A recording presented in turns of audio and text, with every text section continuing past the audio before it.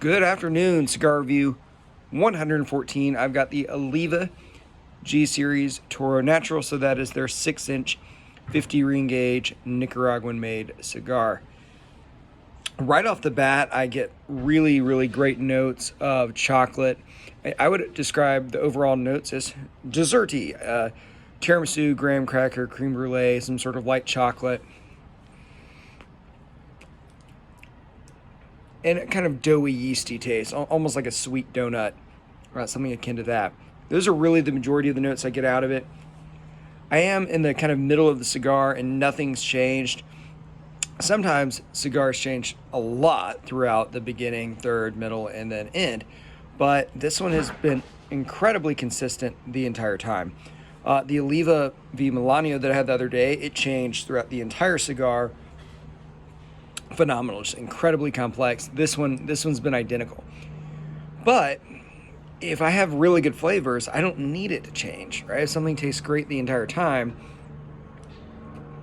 it doesn't matter to me that it doesn't change a lot from the beginning to the end. The Milanio was so interesting because it had great flavors throughout that were different. This has great flavors throughout that are exactly the same.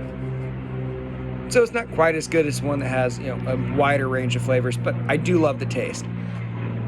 When I review cigars, though, it's how's it burn, how's it draw, how's it taste, how's it look, how's it fit in as far as, a value perspective for budget. Initially, it was drawing kind of weird. It was burning more around the edges, so real tightly packed in the center, looser on the edges, so it burns faster around the edges. It's pretty much stopped that. It's burning fine now. I did not have to touch it up.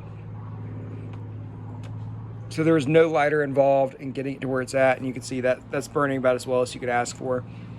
There were a few kind of air pockets in there where there just wasn't tobacco, which can sometimes cause weird burns. My only issue with the look of this cigar is you can kind of see there's a few marks on the outside where it looked like it got roughed up, like right there is one. But that's about it. It's not something that impacts the taste of the cigar. It just slightly impacts the look. So if I was a hardcore cigar critic and I was trying to find something wrong with it, I would point to that. Doesn't matter much to me. I only noticed because I was doing a review and looking for it.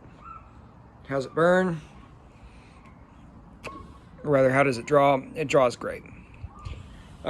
So the only negative thing I can really say about the cigar is the slight blemishes on the wrapper, and then the fact that it's kind of one-dimensional. That being said, do I think it's a good cigar? Absolutely. No real major flaws with it. It's got a good taste. Nothing necessarily for me to write home about. It's not, going to come close to making the top 5 of all time or anything, but I like it. As far as the value, though, it's actually excellent. I bought the Oliva sampler pack. It was 6 cigars for $40, so it was a little, maybe $6.50 a cigar, somewhere around there. But that also included the V, the G, some other Oliva cigars, or rather the V and the O. They're a little bit more expensive. So really, you're getting an absolutely great value from that. In fact, if you're watching this and you're thinking, oh, I'd like to try the Oliva G Series, go ahead, go on Cigar International and get that sampler, because it's going to have a lot of other good cigars. And the Oliva cigars are different, right? Just because the O, the V, and the G, and the Milanio, and all those others look the same, they're not the same cigar. Just because they've got all the different letters of the alphabet doesn't mean that they're the same. All right, so that's it, guys. Cigar Review 114, Oliva G Toro Natural, which is different from that first Oliva G that I reviewed, which is more of a shorter box-pressed cigar. As always, thank you for watching, and I would love to hear any feedback if you've had this cigar. If you haven't, let me know.